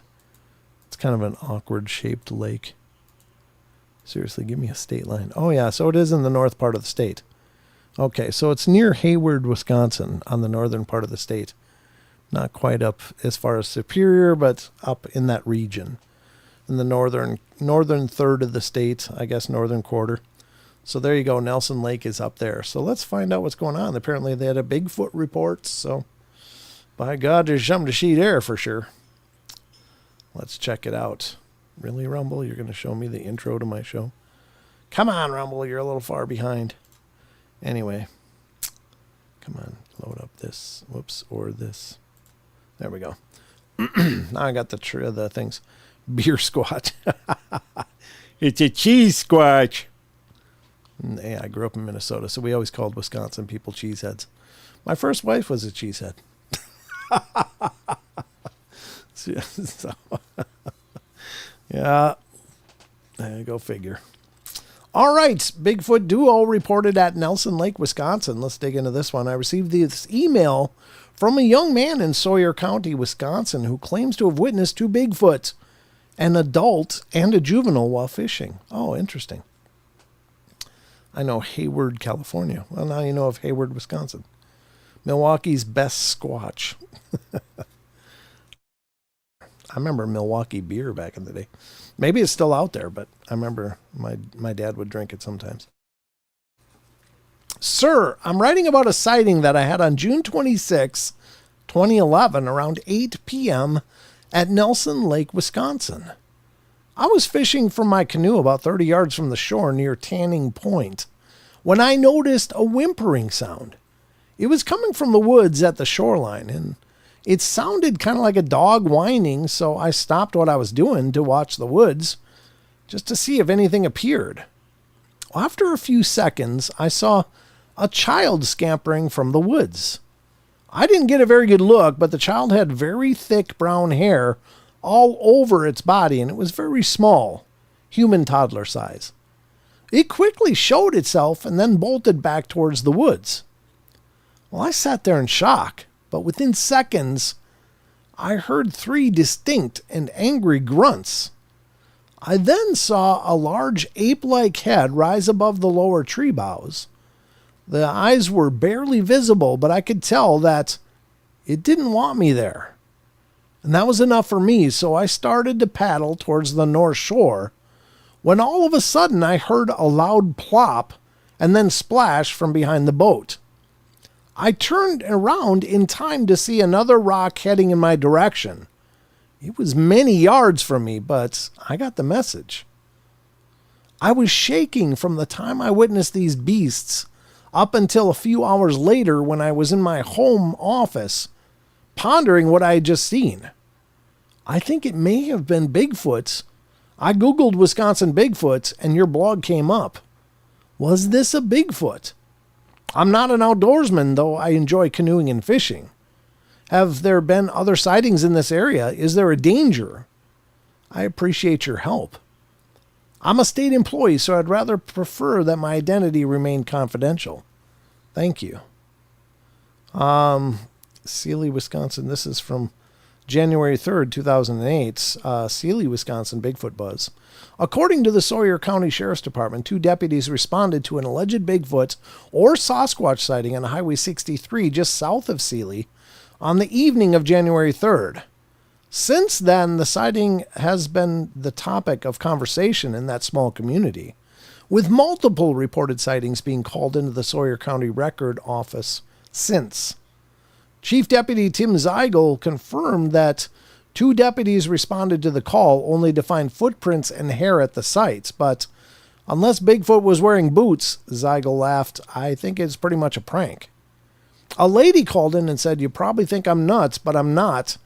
I've not been drinking, and she reported seeing a Bigfoot or someone dressed up as an ape suit on Highway 63 near Stark Road, Zeigel said, and we sent a couple officers up there, and what they found was a set of foot tracks going from the road to the timberline and back to the road, and they also found a long black hair. He affirmed there have been no sightings since then, but the story takes a curious turn from there. According to another reported sighting obtained by the Record, a Wausau man who wishes to remain unnamed and his nephew were snowmobiling on a trail just southwest of Sealy when they saw something unusual cross the trail. I don't know what I saw, but my nephew and I both saw something very real, he said. We only saw legs from the hips down as it was caught in the headlights of our snowmobiles, and it stepped out of the woods, walking upright, and stepped across the trail, right in front of my nephew, who was ahead of me by 20 to 30 feet. The legs were long and covered with long dark hair, he continued.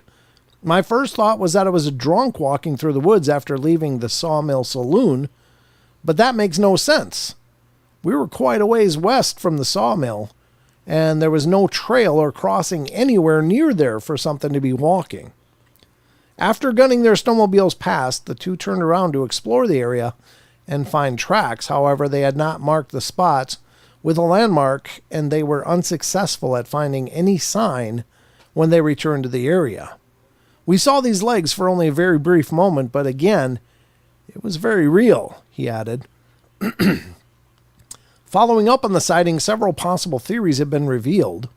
Cindy Ferraro of the Sawmill Saloon said that one potential explanation is that something was roused when the managed portion of the Urin-Holt Memorial Forest south of Highway 00 or 00 was cleaned up a few months ago. She said a friend who lives in the Sealy Hills area has reported unusual behavior coming from her dogs lately. They seem to be agitated by something out of the ordinary. And Lon's note at the end says, I believe Sealy, Wisconsin is near Nelson Lake, northeast of Route 63. And here is a link to the previous sighting reports on the BFRO. Well, there you go. Interesting. So I think the guy saw a Bigfoot and a baby Bigfoot, and apparently did not like that he was there. God, I wonder how big those rocks were, how big those plooshes were as it hit the water. Because, God, I mean, that's still just an incredible feat of strength. I assume if he'd been paddling and then he heard the splashes, he was a considerable distance. But, I don't know. I wasn't there. I don't know. There's a lot of details we don't know, but that's interesting. I'd say it's a fair bet that you saw a Bigfoot and a little baby Bigfoot, but what do I know? Anyway, let's get to the next one. I got a couple other ones. Which ones do I want to hit now? Oh, this one sounds neat. Now, this one may not be cryptid really for the cryptid corner, but it's definitely interesting. And I saw it and I was like, God, we got to talk about this one on the show. Maggie giving $3 over Rumble. Woo! Says, thank you so much for having such a wonderful show with great content, Brent. Appreciate it. I appreciate it too, Maggie. Thank you so much. That's very, very sweet. All right, so here we go. Psychic mother could shapeshift into large black feline. Again, we talk about skinwalkers a lot here on the show, and certainly there's many shamanic traditions in First Nations and others around the world that speak of the ability of people or practitioners to change shape and to become something of an animal. Sometimes completely to be indistinguishable, sometimes some amalgamation of human and animal. And it does seem bizarre, but again, these stories have been around forever. So what the hell's going on? I don't know. It's interesting stuff. Kind of brings to mind, of course, the skinwalkers, but it's not exclusive to skinwalkers. It really isn't. It's repeated in tribes around the world, honestly. But there's stories from Africa of witch doctors that could change form, and there's several supernatural events like this in Hispanic lore and tales, and certainly our First Nations tribes and anything. I mean, there's even reports of people seeing dogmen-like things with like shirts on, like flannel shirts and stuff. So it almost suggests a transformation just by what they're seeing. Interesting stuff all the same, but, again, my objective is never to make you believe something happens or doesn't happen, but I'm just telling you the things that are claimed, and hopefully you'll come to your own conclusion. So anyway, let's see what this story is all about. A Minneapolis woman relates her memories of her psychic mother who is part of a Wiccan coven.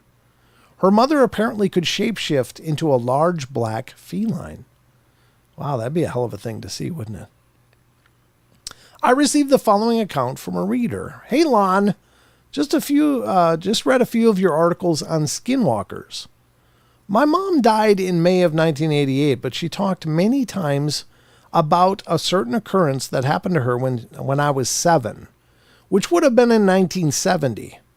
In all the places that we lived, we had ghosts or whatever you choose to call them. And when you grow up in that, it's just normal, as odd as that might sound. No, fair enough. That's true. Anyhow, my mom was a very psychic. And about this time, 1970, she started hanging out with many witches and criminals. Oh, dear. Not that the two are related. Just to let you know, my brother and I had a very interesting childhood. My brother is 3 to 4 years older than me, depending on who had the last birthday, and he and my mom were very close. Well, she and my brother Terry would play a lot of mental telepathy games in his room in the basement. If she was around, she would just focus on him, and they'd go down to his room and do these mind games, like what color, number, or whatever am I thinking of, stuff like that. Anyhow, we lived in South Minneapolis at the time, and it was sometime in 1970. They'd been downstairs doing their thing, and they came up freaked out. What my mom told me was that when they were doing their mind thing, it felt like she was being pulled backwards out of her body, and it was like her spirit was being drawn towards the basement window. It was one of those really small, narrow ones that no one could ever fit through. And she'd been facing Terry, and as she was being pulled, she could see Terry, my brother's face. And she said he looked terrified as he was looking at her. She told me she fought with everything she had to get back into her body and was finally able to do so. When she got back into her body, she asked Terry what happened, and he told her that she started turning into a giant black cat. Well, they both came up and told me what happened, and then again, many times over the years. The story never changed, and I never doubted it. One thing I should say is she always said she wanted to be a big black cat, like a Black Panther. I don't know how it happened, but I believe it to this day. Then around 1979 or 1980, my mom and I lived in northeast Minneapolis, and one of her friends came over. And this is a man called Mo. I don't know if that was his real name or a nickname, but I remember he was super cool and belonged to Wicca and was something of a high priest. My mom always said that they were good witches and he performed exorcisms. Well, she had a couple of friends who did, but Mo was the nicest.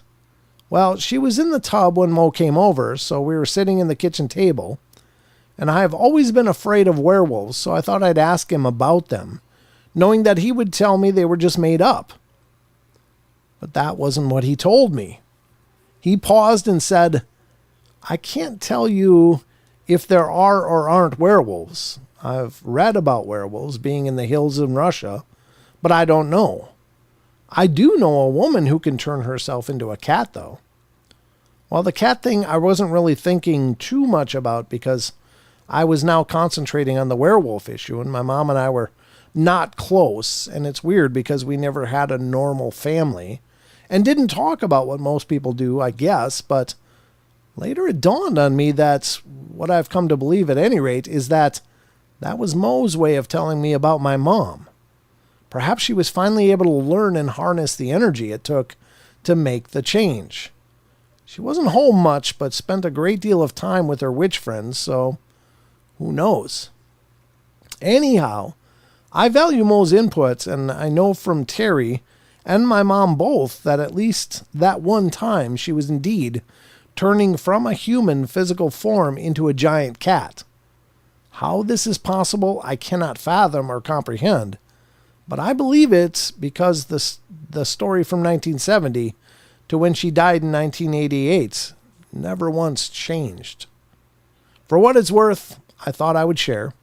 Take it easy, and the best wishes to you and yours. Wow. How about that? No follow-up from Lon on that. I don't know, folks. Again, if you think about just and I'm no physicist, so I can't really speak with any kind of authority, but of course, we are made of matter. Matter at its most fundamental form is just energy. It's just a charge of sorts that we understand as a physical manifestation. Now, I don't know. Is it possible? It's hard to understand somebody transforming, and becoming something else completely, like reshaping their entire physicality into another form completely. But it's quite a thought if you think about it. What if that is something that lies inherent in us, somewhere suppressed, some ability? I don't know. I'm not saying it's impossible. I'm really not. It's not something I can understand. Atoms are held together by vibrations. You change the vibration, you change the makeup of the atoms. Yeah, fair enough. Fair enough. Frequency and frequency is a big part of it, I'm sure. I just, I don't know. I think that we do fundamentally manifest not only our world, but our bodies. And probably within us is the ability to do incredible things with our bodies. Like rejuvenate ourselves, heal instantaneously. I think all of those things are fundamentally in us somewhere. It's just, how do you do it? How do you turn that on? How do you develop that? And I can't pretend to know. But at any rate, just very cool stuff. So, what did Joseph say? My brother got Blair Witched in a corner once, but I just thought he was weird. He just started screaming into a corner of this abandoned house. 2 minutes later, it was over and never happened again. Yeah, that's a hell of an experience. That is a hell of an experience. We learn so much. We can learn so much from Sasquatch people. Yeah, I suppose. If they indeed are, somehow supernatural and can change their form, some sort of unity between them and the orbs. Are they one and the same? I don't know. But they are pretty consistently reported in the same areas. So could be. I don't pretend to know. I just couldn't begin to fathom what is possible and what isn't. But again, I think we all have our paradigm, and you end up with these logic blocks. You try to understand how though? How does my hand transform into a paw, with claws and things like that? I mean, how would that physically happen? How would that work? I don't know. Of course, it's probably maybe very similar to, true spontaneous healings, like miraculous healings. You're changing the energy of something and just rewriting it, so to speak, rewiring it maybe. And maybe that's what you do. Maybe that's the key to spontaneous healing, is you focus on where the disease is, what it is, and you change it and redirect that energy to be normal tissue. Just for instance, maybe it's something like that. I don't know. It's just my desire to try to intellectualize this stuff. And maybe that's my greatest failing, is that you can't intellectualize this stuff because it doesn't exist in our real physical world. It exists throughout. And so it's maybe a multidimensional truth that in our three-dimensional minds we just can't conceptualize, much like trying to conceptualize living in 5 dimensions. What does that even look like? What is that? How do you conceptualize that? And I don't know. So maybe it's kind of the same thing. It's just, and maybe that's where things like faith come in. If Anubis catnips look good, then you worry. No, it doesn't. We've got a big catnip plant, and actually Anubis doesn't really care about it. The Pikachu, though, will sit there and just crack out on it. He'll just sit there and chew branches and just lay there. So, but certainly is catnip. Catnip, just as I think I mentioned this on another show, but one ancient use of catnip was actually to be smoked. And I'm not encouraging anybody to do that. I'm really not. I'm not encouraging you to go smoke catnip. But apparently it's got a little bit of a psychoactive effect for people too. Whatever that means. I'm just telling you, I learned that from an herbal book years ago. So, interesting stuff, whatever it is. All right, God, we're already at 8:50. That actually might be the end of the show, because I don't think I can squeeze anything else into here. Let me close this one. Great story, though. I like those stories that are very different like that. There's one that we're going to cover tomorrow for sure. And this one, I did want to cover this one, but it's too long. So this will have to wait till tomorrow night, too. A couple of great articles that I want to touch on, and we'll touch on them tomorrow here on the show. Again, we do these live shows every Wednesday, Friday, and Saturday. So, but not next weekend. Wednesday, yes. Friday, Saturday, no. I'm going to be predisposed for the weekend because I'm going to the Sasquatch Roundup in Pocatello, Idaho. And it'd be cool if you were there. Now, I do want to encourage you guys to check out the podcast. I've been working on actually uploading the video podcasts to Spotify. It's not working right yet, but it's something I've been working on yesterday, so that when you go on Spotify and listen to the shows, you could just listen, or you can watch the interview itself. So I haven't quite sorted that out yet. So I'm going to work on it. I'm going to continue to work on it because I know I'm close, but it hasn't actually activated yet. Oh, I was going to drink a water here, wasn't I? We can do another water launch before we're done with the show.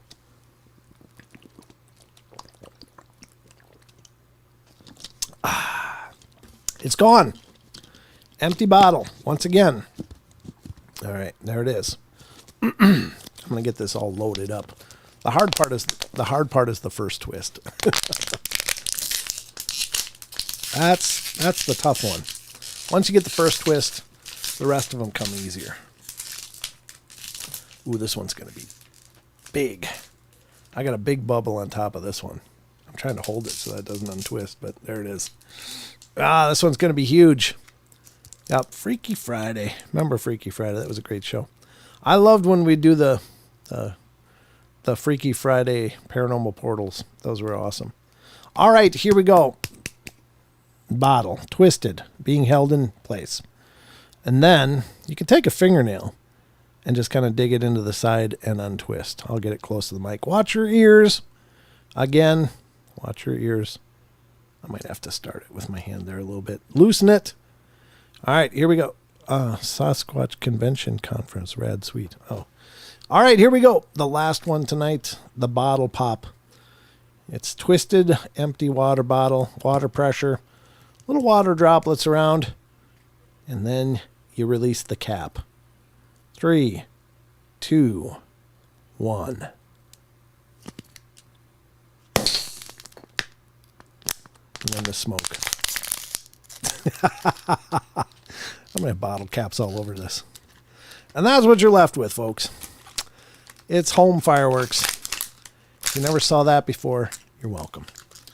And I'm officially out of water now. Iron Man song, plastic bottle. There you go, folks. Little home fun for you and the grandkids, the kids, whatever you got, or just some nephews, whatever, cousins. Satisfying. Thank you. It's just the stupid things that I do to entertain myself and the minion. We have a good time. So usually we'll do it on one side of the living room and launch them over to the opposite wall. And sometimes it's like, pow. I had one go so hard it actually chipped the paint. I was like, oof. So don't aim them at each other. Don't do that. But anyway, very cool. Great show, Brent. Thank you, Justin. Good to see you, brother. Thank you so much for being here. And it's wonderful to see all you guys here, as always. I'll be back tomorrow night. It's just me again. And we'll go through this one more time. Another 2 hours in the Paranormal Portal. 7 p.m. Pacific Standard Time, 10 p.m. Eastern Time, or whatever that means to the time zone you're in. So those are all your opportunities to jump into the portal and watch for the podcast, ladies and gentlemen. I'm working really hard on the podcasts and trying to continue to spur interest and to expand our audience. And so if you don't mind, check them out. But for all of the show's information, please head over to paranormalportal.net and check them out. That would be really cool. I appreciate that. You're welcome, Vincent. Thank you for being here, brother. And hello to everybody. But I'll be back tomorrow night. Once again, we'll dive right back into it and more. I'm just trying to think if there's anything I'm forgetting that I wanted to cover before the end of the show. Oh, I wanted to mention also, so I'm doing the Pocatello, Idaho conference, the Bigfoot Rendezvous, next weekend, next Friday and Saturday in Pocatello, Idaho. And remember, go to sasquatchprints.com for more information. I'm going to pull that back up on the screen to give you the phone number. If any of you can make it, it'd be great to see you there. I'd really, really enjoy that. It'd be great to see you if you can be there. Here it is, ladies and gentlemen, the Bigfoot Rendezvous 2024, July 26th and 27th, Pocatello, Idaho. Tickets are on sale now, so for just $30 for both days, and it'd be a great time. If you have never heard Dr. Jeff Meldrum speak his presentations, I mean, there's a lot of information, and it's, of course, delivered like a professor. But he's incredible. I mean, he's got some great things, and he does answer questions and stuff like that. So he's incredibly interesting. Michael Freeman will be there as well. And Michael's a great guy, again, the son of Paul Freeman of the Freeman Footage. Michael just did a podcast episode with me week number 2 in season 6, and this is week number 5. So just a few weeks ago, but we had a great talk. Mike's a great guy, and he's going to be there, and he has a great presentation as well. Never heard Nico Spatafora or David Ellis talk, but both of those names are fixtures in the Bigfoot community. And Mark Mersell has been around forever as well. Squatch America is going to be there as well. So, and I'll be there. I'll have a nice table set up, and it'll be great to see you guys. And hopefully you'll make the journey if you can. But after that, it'll be beginning of September in Vernal, Utah, the 4th through the 7th. I'll be going to, I'm going to pull that up here too, phenomicon.net. This is a great opportunity if you ever get a chance. This is 4th through 7th in Vernal, Utah. David Politis is going to be there. Maria Mayer is going to be there from Expedition Bigfoot. Travis Taylor, Dr. Travis Taylor will be there. And I can't remember this guy's name, but you can see the speakers panel is here. These are all the people that are going to be presenting at the conference.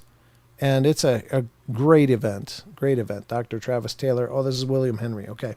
And then Nick Pope will be there. George Knapp will be there. He was supposed to be there last year, but he had something come up and couldn't make it. So Greg Lawson, who's been on the podcast, great guy. Met him there last year. Eric Bard of Secrets of Skinwalker Ranch. One of our favorite people, Russ Accord of Expedition Bigfoot's going to be there. James Keenan, Ben Hansen. Ben, I'm looking forward to talking to Ben because he did a UFO show right up in our neighborhood here, and he never talked to me. So he's going to hear from me because I'm going to tell him about my experience. Maybe they'll come back for a part 2. Jay Stratton and Dragon is a great guy. Brian Dragon Arnold. This is Thomas Winterton. I did an interview with him. Great guy. Very fun to talk to. He's on the show, Secrets of Skinwalker Ranch. Sarah Lemos, Pete Kelsey. Never talked to Pete. Of course, Dave Schrader's great guy. Wonderful to talk to as well. This is Jessica Blunt. She's wonderful. I mean, everybody here is wonderful. Aaron Sagers. Just a whole host of incredible people. Robert Kreider from Blind Frog Ranch is there. Scott Cassell. Ryan Skinner. Ryan was great too. Met him and talked with him a bunch. So yeah, some wonderful presenters and things going on. So go to phenomicon.net if you can make this one. It's a 4-day event. So I hope you guys, at least some of you, can make it. It'd be really cool. I love the opportunity to meet you guys whenever I can. And it's great because, when I can put a face to the names on these live shows, I see you guys show up all the time, but if I passed you in the grocery store, I wouldn't have any clue who you are. So except for a handful of you that I've met through the years, but for the most part, I really look forward to getting out to these events because it gives me a chance possibly to meet you and say hi and thank you for being there and just sit down and chat. So if you get a chance, make it. Karen and Neil attended last year. Yeah, last 2 years actually. This will be the third one that I've been to. Don will be joining me, and Sheldon's supposed to be coming to this one too at Phenomicon. So hopefully you guys can make it. If you can, that'd be great. But other than this, I don't know of any other conferences that I'm attending at this point. I'm looking for one over in the Tennessee area. If I can, that would be a lot of fun. So there's a possibility for those of you on the east side of the world to come and say hello as well. So, or at least the east side of the U.S. So at any rate, that's about all we got time for tonight. Thank you all for being here again. Thank you so much. Remember, paranormalportal.net, the home for all things Paranormal Portal. All the links, all the information to the socials and the podcast and all these live shows is there. There's a scannable link if you want to get to the gear store where you can buy your own Paranormal Portal gear, which is our spring site. And you can see the ads on YouTube just below the video. But anyway, that's all I got for you tonight. Thank you all so much for being here and being a part of the journey. And remember, we love you all. Be good, be kind, be nice, take care of each other, help each other out. Find the magic in every day and remember to laugh as much as you can. And I'll see you tomorrow night right here on the show. So until then, peace out, fam. That might be my lamest outro ever, but what are you going to do? All right, folks, that's it. I'm going to roll the credits. Good night. Have a wonderful night. Be safe.